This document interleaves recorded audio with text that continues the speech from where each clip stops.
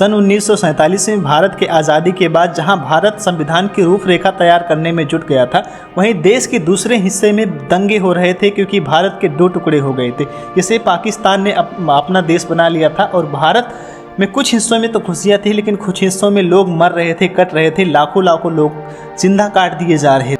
भारत के संविधान को बनने में 2 वर्ष 11 माह और 18 दिन लगे थे, लेकिन इस 2 वर्ष 11 माह 18 दिन में बहुत सारी घटनाएं हुई थी जो पिछले 2000 साल में कभी नहीं हुई थी। अंग्रेजों को लगा कि वो भारत में अब नहीं रह सकते, तो उन्होंने साम दाम दंड और भेदभाव का सहारा लिया और भारत को धर्म के आधार पर उन्होंने विभाजित कर दिया, जिसमें एक पाकिस्तान बना, दूसरा हमारा भारत ही था। संविधान इन 2 वर्षों में कैसे तैयार हुआ, किसके द्वारा तैयार हुआ, हम पूरी चर्चा करेंगे इस वीडियो में।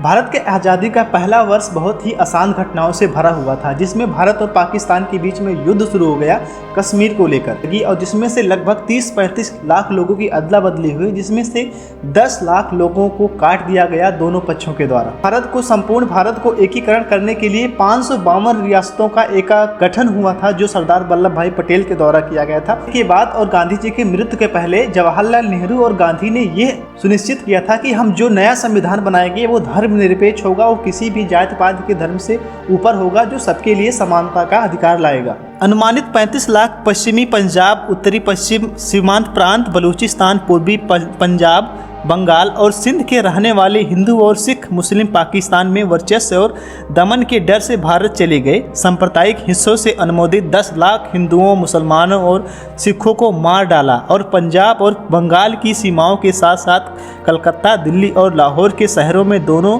प्रभुत्वों को गंभीर रूप से स्थित कर दिया। जब अगस्त में आज़ादी मिली तो सितंबर में हिंसा शुरू हो गई, लेकिन भारत लीडर्स थे वो अहिंसावादी थे, खास करके महात्मा गांधी, और उनके द्वारा ये समझाया गया कि मार काट करने से कुछ नहीं होगा। तो ये लड़ाई थोड़ा धीमी हो गई, लेकिन पूर्ण रूप से धीमी नहीं हुई। धीरे इस हिंसा को रोकने का प्रयास किया गया था। महात्मा गांधी ने कोलकाता में आमरण अनशन भी किया था। इसमें बाद में गांधी जी ने दिल्ली के लोगों को यह समझाया कि आप शांत रहो, आप लड़ाई झगड़ा मत करो, ताकि देश में शांति बनी रहे। लोग दोनों देशों से अदला बदली हो रहे थे, उनके रहने के लिए छोटे छोटे शिविर दोनों देशों में बनाए थे, ताकि जिससे लोगों को कोई परेशानी ना हो। लेकिन ऐसा बहुत कम हो पाया, क्योंकि यहाँ पे तो चीज़ें कुछ ठीक थी, लेकिन पाकिस्तान में जो हिंदू बच गए थे, जो और तरह के लोग थे, उन्हें बेरहमी से मारा जा रहा था, उनके लिए कोई खास सुविधा नहीं दी गई। 20 जनवरी 1948 को गांधी जी की हत्या की गई, जिसमें उन्हें विभाजन के लिए जिम्मेदार ठहराया और आरोप लगाया कि मोहनदास गांधी मुसलमानों को खुश कर रहे थे। ये रक्तपात शांति और अहिंसा की नीति पर चलने वाले उन्हीं गांधी जी के कारण हुआ, जिन्होंने अपने प्रत्येक भाषण और लेख में क्रांतिकारियों की निंदा और शमशान घाट तक 10 लाख से भी ज्यादा लोगों ने प्रदर्शन किया। 1949 में भारत के सांप्रदायिक हिंसा, धमकी और पुलिस अधिकारियों को दमन के कारण लगभग 10 लाख हिंदू शरणार्थियों को पश्चिम बंगाल और पूर्वी पाकिस्तान के अन्य राज्यों से दर्ज किया।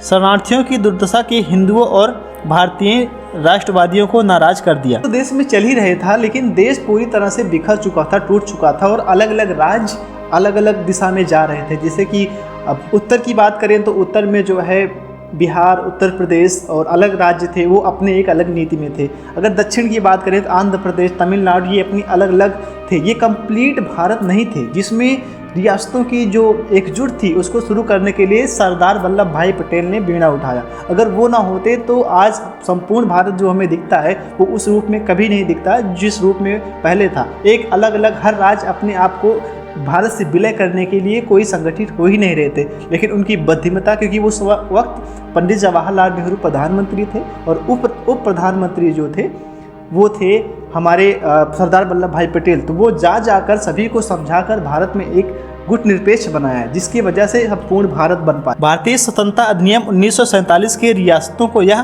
विकल्प दिया कि ये भारत और पाकिस्तान अधिनियम में शामिल हो जाएं। यह एक स्वतंत्र प्रभुत्व राज्य के रूप में स्वयं को स्वीकार कर पा सकती थी। तत्कालीन समय में लगभग 500 से ज्यादा रियासतें, लगभग 48% भारतीय और 28% जनसंख्या थी। ये रियासतें वैधानिक रूप से ब्रिटिश सरकार नहीं थी, लेकिन ये ब्रिटिश राज के पूर्णता अधिनियम थी। सरदार वल्लभ भाई पटेल को बीपी मेनन की सहायता से रियासतों के एकीकरण का कार्य सौंपा गया। उस वक्त राजाओं के बीच राष्ट्रवाद का अचिन्ह शामिल न होने पर अराजकता की आशंका जताते हुए पटेल ने राजाओं को भारत में शामिल होने का हर संभव प्रयास किया। उन्होंने प्रिवी पार्स की अवधारणा को भी पुनर्स्थापित की, लेकिन इतना आसान नहीं था। कुछ रियासतें, कुछ राजा लोग मान रहे थे और कुछ राजा लोग ये कह के इनकार कर दे रहे थे कि अगर हमने भारत में फिर से विलय किया, दिल्ली के साथ फिर से विलय किया, तो फिर से अंग्रेज आकर हमें फिर से गुलाम बना देंगे। तो इस वजह से बहुत ही कठिन कार्य था किसी एक राज्य को संपूर्ण भारत में मिलाना। लेकिन सरदार वल्लभ भाई पटेल के सहयोग से श्रवणकोर, भोपाल, हैदराबाद, जूनागढ़, कश्मीर और अन्य जैसे राज्यों को एकत्रित किया, जिससे एक संपूर्ण भारत बनने में उनकी महत्वपूर्ण भूमिका रही। वहीं एक तरफ ये सब चल रहा था, वहीं दूसरी तरफ भारत के संविधान की रूपरेखा भी तैयार कर रही थी। तृतीय विश्व युद्ध की समाप्ति के बाद जुलाई 1945 में ब्रिटेन भारत के संबंध में अपनी नई नीति की एक भेजा कैबिनेट मिशन। भारत की संविधान सभा के गठन के लिए 3 मंत्रियों को शामिल किया गया। 15 अगस्त 1947 की स्वतंत्रता के बाद एक नई असेंबली की घोषणा की गई। इसको संविधान बनाने की दिशा में 9 दिसंबर 1947 को यह कार्य शुरू कर दिया गया। यह काम इतना आसान नहीं था। पूरे भारत का एक संविधान तैयार करना उस वक्त, जिस वक्त पूरा भारत भी एक नहीं था,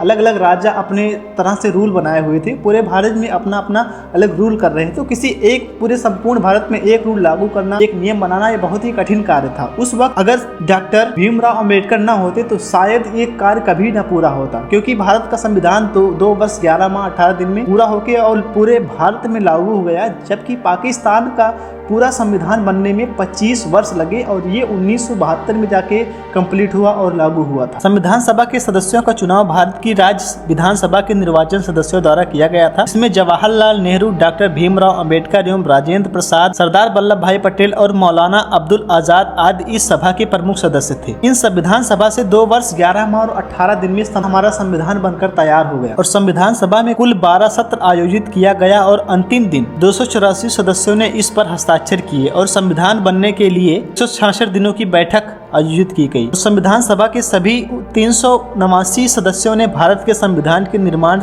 में संपूर्ण भूमिका निभाई। संविधान सभा ने 26 नवंबर 1949 को इसे पारित कर दिया और 26 जनवरी 1950 को इसे पूरे देश में लागू कर दिया गया। भारत और पाकिस्तान के बीच में 4 जंगें हुई, 1948, 1965, 1971 और 1999। इन चारों जंगों में पाकिस्तान ने यह दावा किया कि जो कश्मीर है वो उसका हिस्सा है और इसी मुद्दे को लेकर वो हमेशा भारत से युद्ध करता था। लेकिन खुशी की बात यह है कि भारत ने इन 4 जंगों में पाकिस्तान को हमेशा हराया, हमेशा मुंह के बल गिराया, फिर भी अपनी आदत से बाज नहीं आया और बार बार लड़ता रहा। 1947 में भारत पाक युद्ध हुआ, जिसे प्रथम कश्मीर युद्ध भी कहा जाता है। अक्टूबर 1948 में शुरू हुआ।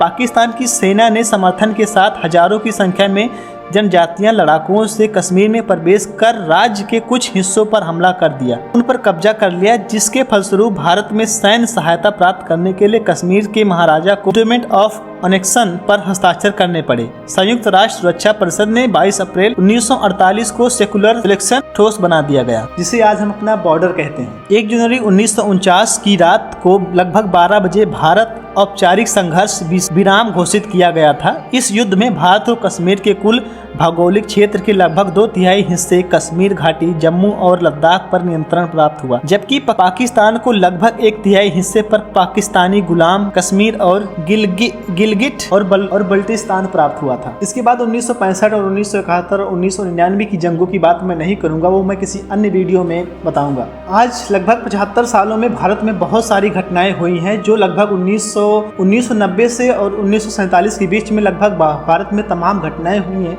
मेरे दोस्तों, इस वीडियो में हमने बहुत कुछ कवर किया। वीडियो को देखने के धन्यवाद।